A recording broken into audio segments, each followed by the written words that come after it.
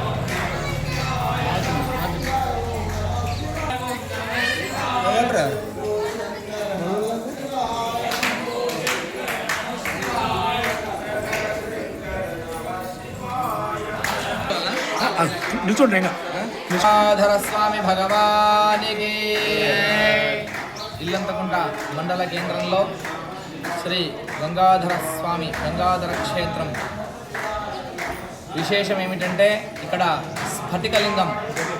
స్ఫటికలింగానికి అభిషేకం చేయడం చాలా విశేషం. అందులో ఈరోజు మహాశివరాత్రి.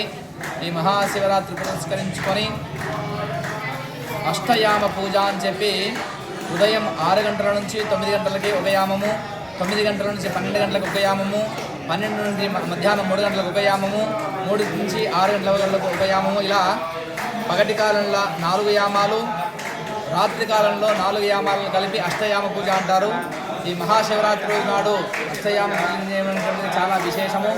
భక్తులందరూ కూడా ఈ చుట్టుపక్కల గ్రామాలందరికీ కూడా కోరికలు తీర్చేటువంటి గంగాధర స్వామి ఈరోజు విశేషంగా సాయంత్రం 9 గంటలకి శివపార్వత కళ్యాణ మహోత్సవం అంగరంగ వైభవంగా నిర్వహిస్తున్నాము.